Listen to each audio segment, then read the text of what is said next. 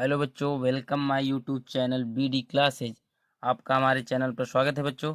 आज हम कक्षा 10 की केमिस्ट्री पढ़ेंगे और अध्याय 2 है अम्ल, क्षारक तथा लवण। सबसे पहले हम जानेंगे अम्ल किसे कहते हैं। तो अम्ल वे पदार्थ होते हैं जो खट्टे होते हैं, आपने ऐसे ही जाना होगा। लेकिन आज मैं आपको आर्हेनियस के सिद्धांत के अनुसार बताऊंगा कि अम्ल किन्हें कहते हैं। तो आर्हेनियस के सिद्धांत के अनुसार अम्ल वे पदार्थ होते हैं जो जल में घुलकर H+ आयन देते हैं। आर्हेनियस के सिद्धांत के अनुसार वे पदार्थ जो जलीय विलयन में वियोजित होकर या घुलकर H+ आयन देते हैं उन्हें अम्ल कहते हैं। अम्ल के प्रकार नंबर 1 डालेंगे प्रबल अम्ल। वे अम्ल जो जल में पूर्णतया आयनित हो जाते हैं उन्हें प्रबल अम्ल कहते हैं, अर्थात जल में पूर्णतया घुल जाते हैं उन्हें कहते हैं प्रबल अम्ल। उदाहरण के लिए आप ले सकते हैं H2SO4, हाइड्रोक्लोरिक अम्ल, नाइट्रिक अम्ल। नाइट्रिक अम्ल का इसको सोरिक अम्ल भी कहते हैं। और ऐसे बहुत सारे होते हैं, लेकिन आप ये 3 एग्जाम्पल याद रखेंगे, ये बहुत ही इंपॉर्टेंट एग्जाम्पल हैं। अब दूसरा हमारा अम्ल है दुर्बल अम्ल।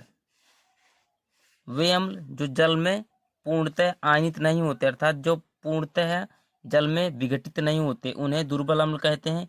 जैसे कि CH3COH, इसका नाम है इथेनोइक अम्ल। इसको फॉर्मल्डिहाइड बोलते हैं, इसको इथेनोइक अम्ल बोलते हैं।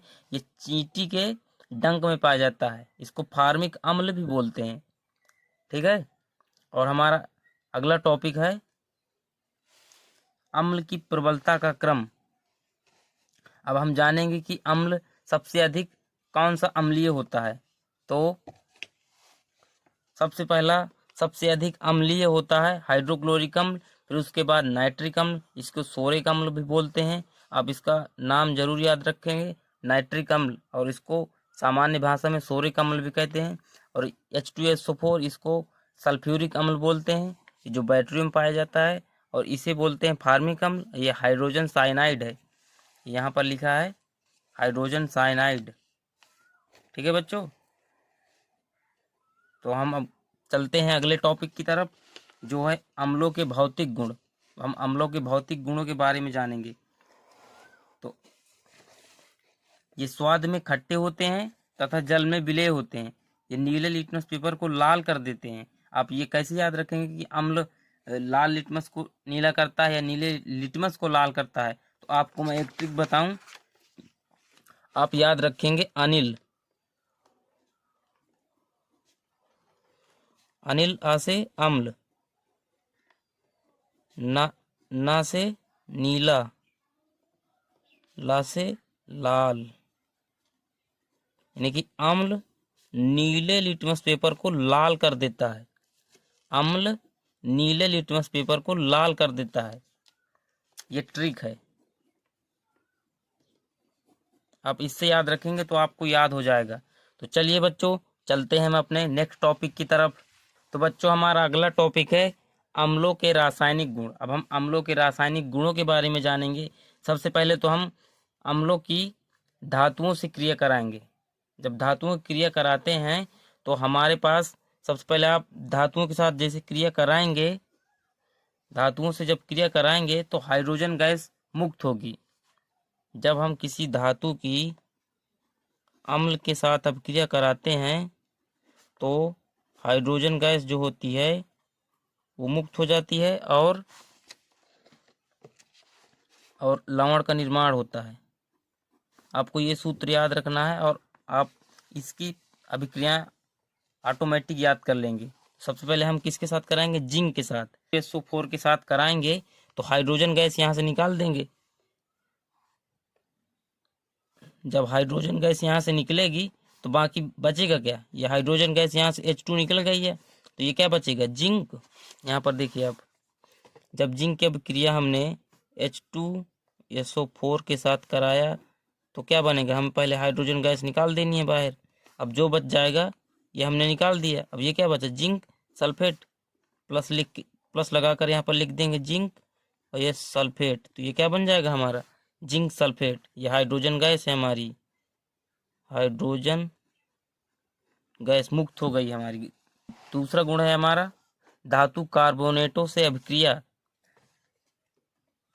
सबसे पहले हम किसी धातु का कार्बोनेट ले लेंगे, जैसे कि हाँ तो बच्चों अब हम अगला गुण पढ़ेंगे, धातु कार्बोनेटों से अभिक्रिया। जब धातु कार्बोनेट की अभिक्रिया अम्ल से कराई जाती है तो जल का निर्माण होता है, प्लस कार्बन डाइऑक्साइड निकलती है, प्लस लवण का निर्माण होता है। जब हम धातु कार्बोनेट के साथ अम्ल की क्रिया कराते हैं तो जल का निर्माण होता है, प्लस कार्बन डाइऑक्साइड का निर्माण होता है, निकलती है बाहर, और लवण भी बनता है।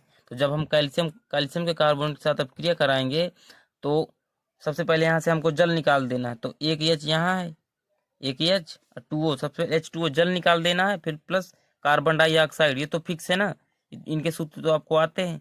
तो जल निकाल देंगे, कार्बन डाइऑक्साइड निकाल देंगे, और जो बचेगा वो आप बाकी लिख देंगे। तो यहाँ पर कैल्शियम क्लोराइड बच गया। ठीक है बच्चों, तो चलिए हम अब अगले गुण की तरफ बढ़ते हैं। तीसरा गुण है हमारा धातु ऑक्साइड से अभिक्रिया। जब हम किसी अम्ल की धातु के ऑक्साइड से अभिक्रिया कराते हैं तो लवण बनता है और साथ में जल का निर्माण भी होता है। उदाहरण के लिए आप ले सकते हो कैल्शियम ऑक्साइड की अभिक्रिया हम HCl से जब कराते हैं तो जल बनता है। जल तो आप यहाँ पर देख सकते हैं, जल तो बनेगा है, और साथ में कैल्शियम क्लोराइड भी बनेगा। जब हम कैल्शियम ऑक्साइड की अभिक्रिया अम्ल के साथ कराते हैं या हाइड्रोक्लोरिक अम्ल के साथ करा रहे हैं तो जल तो ये हो गया, बाकी जो बचेगा हमारा लवण बनेगा। ये लवण है, कैल्शियम क्लोराइड का लवण है। और अब आगे हम देखेंगे अम्लों के उपयोग। हम अम्लों को कहाँ कहाँ उपयोग करते हैं। सबसे पहले लेड बैटरियों में, जो रिक्शे में बैटरी पड़ी होती है इसमें पड़ी होती हैं, सोने व चांदी के शोधन में, और फिर तीसरा उपयोग है हमारा उर्वरक के रूप में, जो जिंक यूरिया आती है ना, ये इसमें पड़ा होता है अम्ल, और विस्फोटक बनाने में अर्थात बम बनाने में भी उपयोग किया जाता है इसका। और पांचवा उपयोग है हम औषधि बनाने में।